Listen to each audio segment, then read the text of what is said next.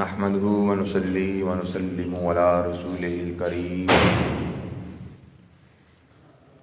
اما بعد فاعوذ بالله من الشیطان الرجیم بسم اللہ الرحمن الرحیم واللہ یرزق من یشاء بغیر حساب سبحان ربک رب العزت عما یصفون وسلام علی المرسلین والحمد للہ رب العالمین ان اللہ وملائکتہ یصلون علی النبی یا ایھا الذین آمنوا صلوا علیہ وسلموا تسلیما الصلاۃ والسلام علیک یا سیدی یا رسول اللہ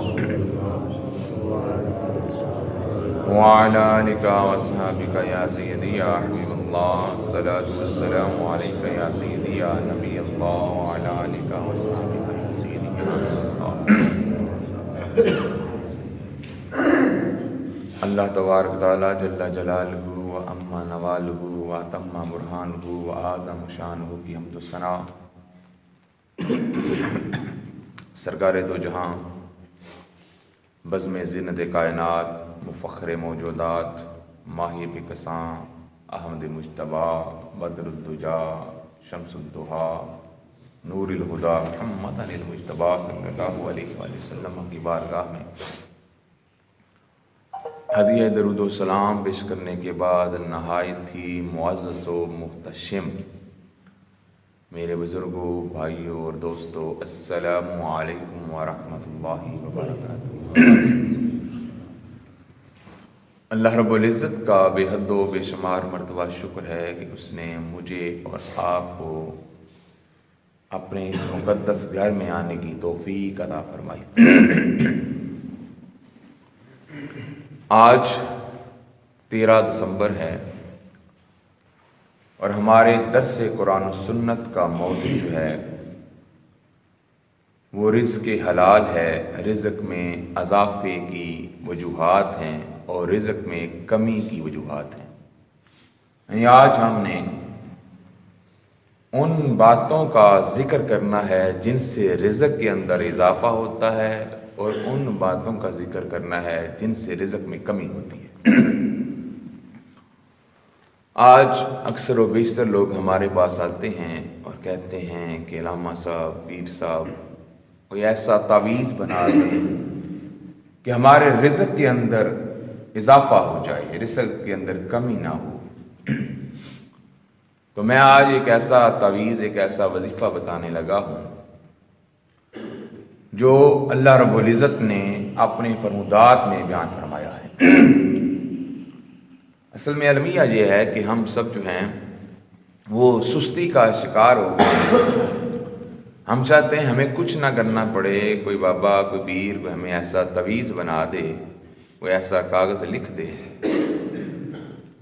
کوئی ایسا نقش بنا دے جو ہم اپنے گھر میں لٹکا دیں یا اپنے گلے میں رکھ لیں تو نوٹوں کی بارش ہونا شروع ہو جائے، نوٹ ہی ختم نہ ہو۔ دیکھیں کوئی پیر تعویذ بنا کے دے، کوئی ولی اللہ تعویذ بنا کے دے، کوئی عالم دین تعویذ بنا کے دے، اس سے رزق میں اضافہ ہو یا نہ ہو کوئی گارنٹی سے نہیں کہہ سکتا، مگر جو اللہ کے حبیب نے ارشاد فرمایا ہے، آپ کے ارشاد کے اندر کسی قسم کے شک و شبہ کی گنجائش نہیں۔ پہلے تو ہم نے رزق میں اضافے کے حوالے سے بات کرنی ہے۔ حضور اکرم شفیع معظم صلی اللہ علیہ وآلہ وسلم نے ارشاد فرمایا کہ جب تم تنگ دست ہو اور رزق میں اضافے کے خواہش مند ہو تو رب کی راہ میں صدقہ کیا کرو۔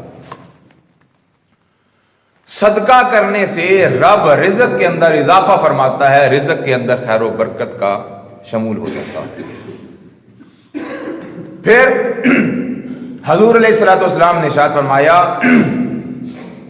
کہ اگر تم رزق میں اضافہ کرنا چاہتے ہو تو نکاح کرو، نکاح کی برکت سے اللہ رب العزت رزق کے اندر اضافہ فرماتا ہے۔ پھر حضور اکرم شفیع معظم صلی اللہ علیہ وآلہ وسلم نے ارشاد فرمایا کہ اگر تم رزق کے اندر اضافہ کرنا چاہتے ہو، رزق کو بڑھانا چاہتے ہو، رزق کے اندر خیر و برکت چاہتے ہو تو مہمان نوازی کیا کرو۔ مہمان نوازی سے رب رزق کے اندر برکت شامل فرما دیتا ہے، بندے کے رزق کو بڑھا دیتا ہے۔ اور پھر حضور اکرم شفیع معظم صلی اللہ علیہ وآلہ وسلم نے ارشاد فرمایا کہ باوضو رہا کرو، باوضو رہنے سے رب رزق کے دروازوں کو کھول دیتا ہے۔ پھر آقا دو جہاں سرکار دو عالم صلی اللہ علیہ وآلہ وسلم نے ارشاد فرمایا نماز کی پابندی کیا کرو، رب نماز کی پابندی کی برکت سے رزق کے اندر وسعتیں شامل فرما دیتا ہے۔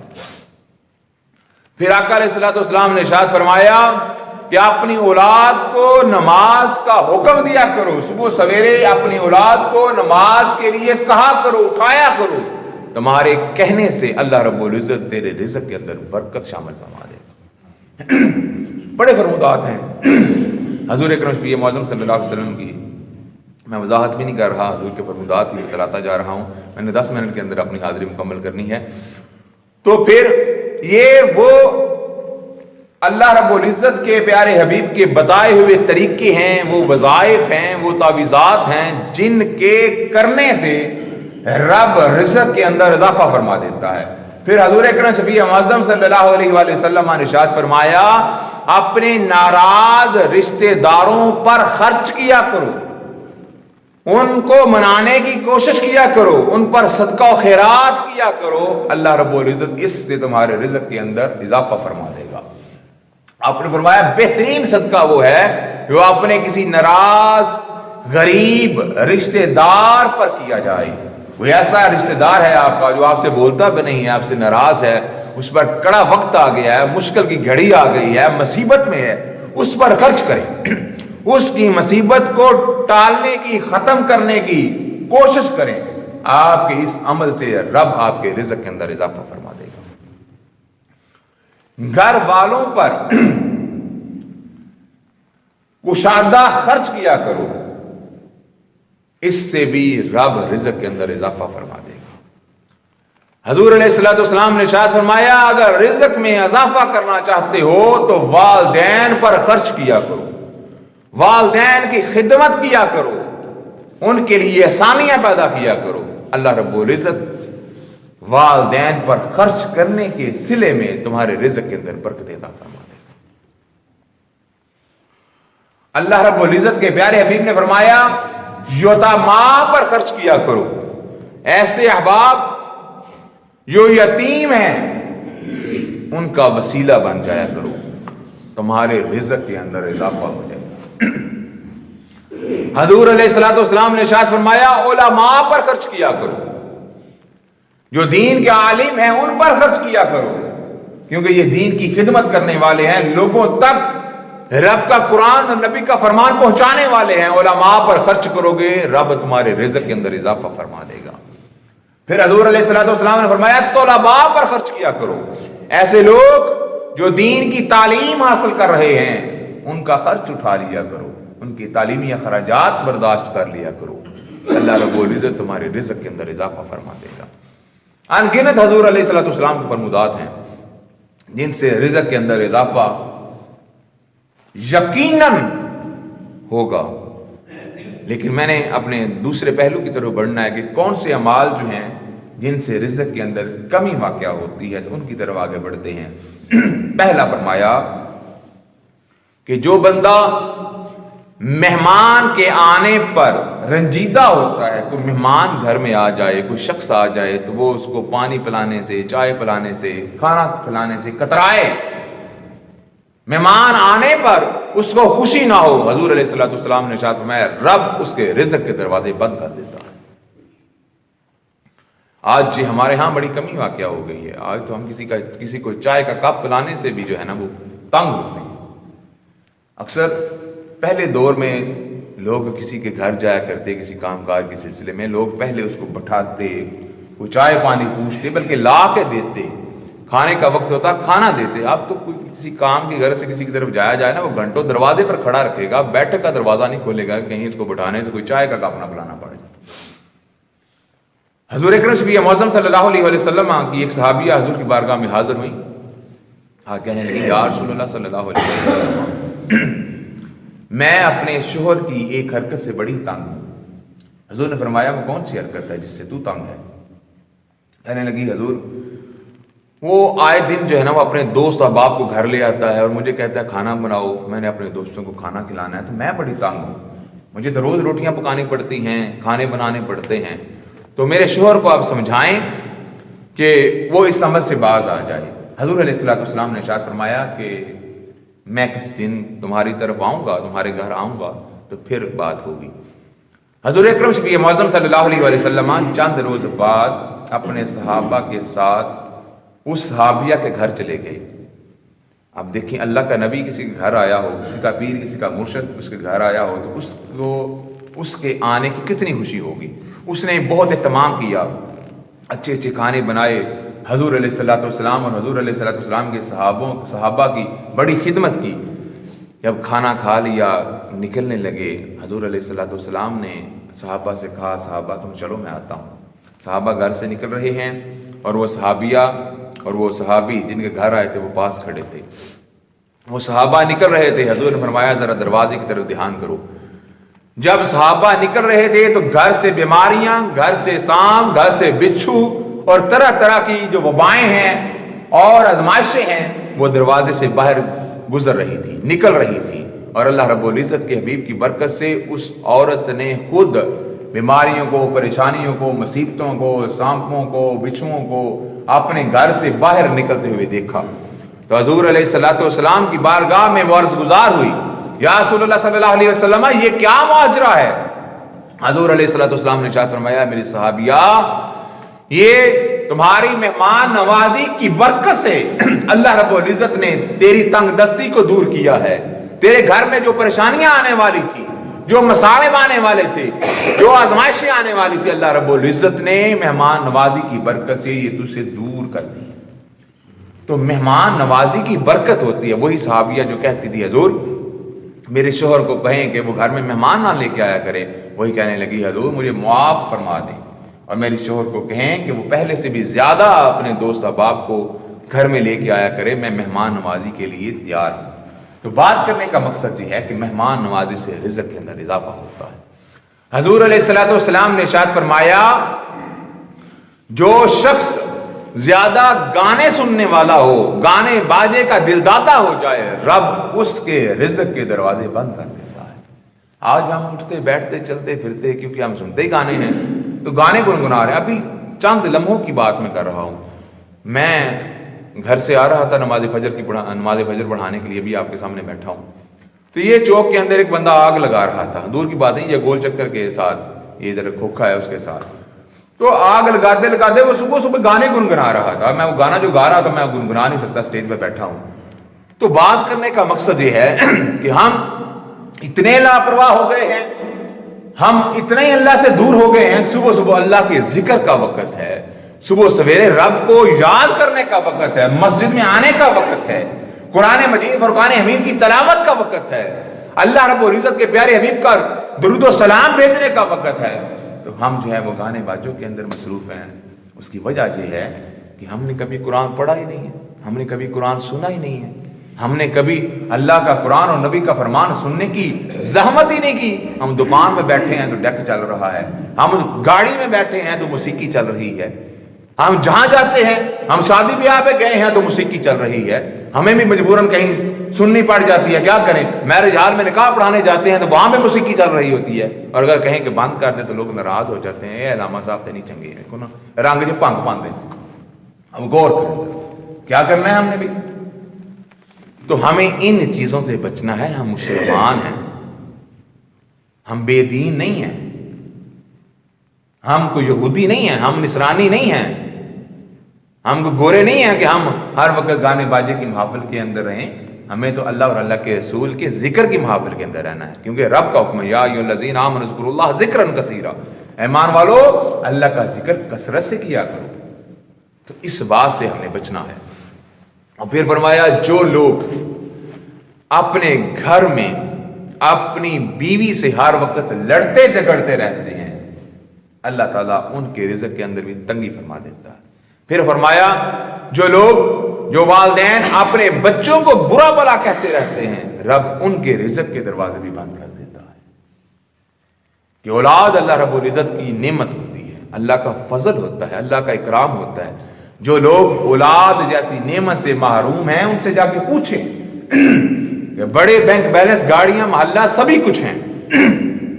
آپ کے قرب و جوار میں بھی چند اشخاص ایسے ہیں، نام لوں گا آپ پہچان جائیں گے، لینا نہیں چاہ رہا، کہ گاڑیاں بھی ہیں، بنگلے بھی ہیں، کوٹھیاں بھی ہیں، زمینیں بھی ہیں، آڑتیں بھی ہیں، سبھی کچھ ہے، مگر اولاد جیسی نعمت سے محروم ہیں. ان سے جا کے پوچھیں جا کہ وہ کیا خوش ہیں؟ نہیں. سب کچھ ہوتے ہوئے بھی اولاد جیسی نعمت سے محروم ہونے کے باعث ان کے دل میں خوشی نہیں ہے.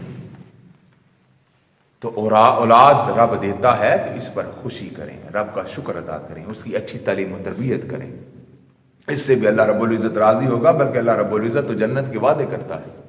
حضور نے فرمایا جس کی 4 بیٹیاں ہوں، موضوع نہیں ہے، اشارہ کرنے لگا ہوں، 4 بیٹیاں ہوں، اچھی تعلیم و تربیت کرے، کل بروز معاشر ایسے ہوگا جس طرح یہ 2 انگلیاں ہیں، میں اور وہ اس طرح ساتھ ساتھ ہوں. صاحب نے پوچھا جس کے 3 ہوں، حضور نے فرمایا وہ بھی ایسے. حضور نے فرمایا، صحابہ کہنے لگے جس کی 2 ہوں، حضور نے فرمایا وہ بھی ایسے. صحابہ پوچھنے لگے حضور جس کو رب ایک ہی بیٹی عطا فرمائے، حضور نے فرمایا وہ بھی اگر اپنی بیٹی کو زحمت نہ سمجھے، رحمت سمجھے اور اس کی اچھی تعلیم و تربیت کرے، اس کو اپنے گھر کا کرے، وہ ایک بیٹی کی اچھی تعلیم و تربیت کرے گا، اس کا نکاح کرے گا، کل بروز محشر میں نبیوں کے سردار کے ساتھ ایسے ہوگا جس طرح یہ 2 انگلیاں ساتھ ساتھ ہیں. حضور نے اس طرح 2 انگلیاں اٹھا کے، تو یہ رزق میں اضافے کا باعث ہے. پھر حضور نے فرمایا جو شخص جھوٹ بولنے والا ہے، کثرت سے جھوٹ بولتا ہے، رب اس کے رزق کے دروازے بھی بند کر دیتا ہے، اس کے رزق کے اندر بھی کمی آ جاتی ہے. پھر حضور نے فرمایا جو بندہ زانی ہے، زنا کا عادی ہے، اس پر بھی رب اپنے رزق کے دروازوں کو بند کر دیتا ہے. بڑے فرمودات ہیں حضور علیہ السلام کے، وقت کے دامن میں گنجائش نہیں، میں نے اپنی بات کو سمیٹنا ہے. تو حضرات ذوالفقار المختصر، اگر ہم رزق میں اضافہ چاہتے ہیں، اگر ہم اپنے گھر میں خیر و برکت چاہتے ہیں، اگر ہم اللہ کا فضل چاہتے ہیں، اللہ کا انعام چاہتے ہیں، اللہ کا اکرام چاہتے ہیں، تو ہمیں دیندار ہونا ہوگا، ہمیں باوضو رہنا ہوگا، ہمیں والدین پر خرچ کرنا ہوگا. آج المیہ ہے، میں نے ایسے لوگوں کو بھی دیکھا ہے جو شام کو گھر میں آتے ہیں تو چادر کے نیچے چھپا کر، کپڑے کے نیچے دے کر کھانے کی چیزیں لے کر آتے ہیں اور سیدھے اپنی بیوی کے کمرے میں داخل ہو جاتے ہیں کہ کہیں والدین نہ دیکھ لیں، والدین کو نہ دینا پڑ جائے، کہیں بہن بھائیوں کو نہ دینا پڑ جائے. کتنے افسوس کی بات ہے.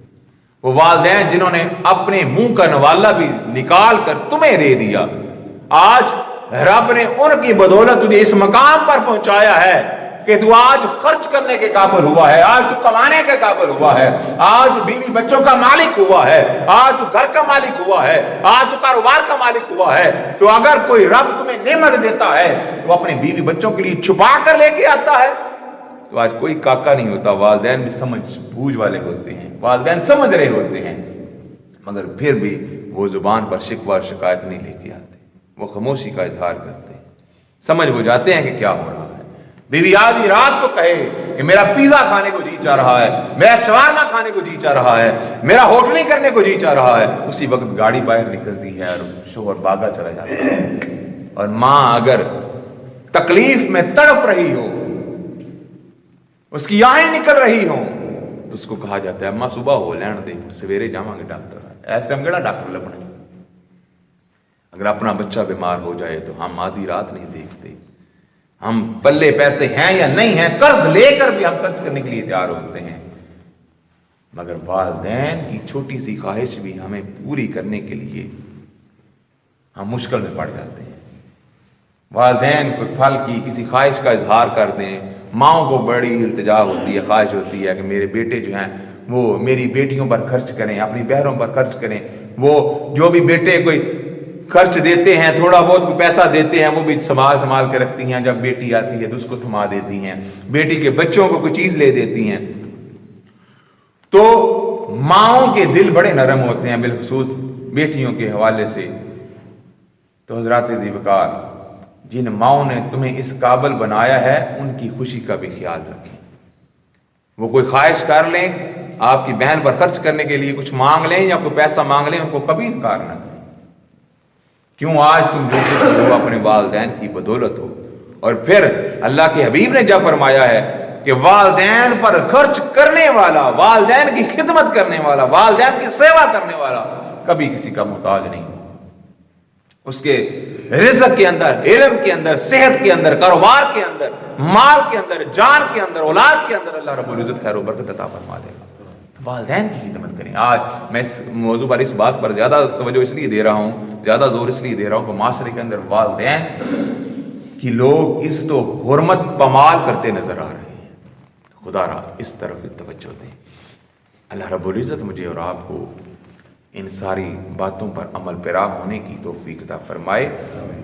کوشش کریں نماز فجر کے وقت آپ کی بیوی بچے سوئے ہوئے نہ ہوں۔ یہ حضور نے فرمایا یہ رزق بانٹنے کا، رزق بٹنے کا وقت ہوتا ہے۔ یہ صبح سورج فجر سے لے کر طلوع آفتاب تک لوگ سوئے رہتے ہیں، نماز فجر کی ادائیگی کرتے ہیں، اللہ رب العزت ان کے رزق سے برکت کو اٹھا لیتا ہے۔ یہ رزق بانٹنے کا وقت ہے، یہ رب کے رزق تقسیم کرنے کا وقت ہے۔ اس وقت کے اندر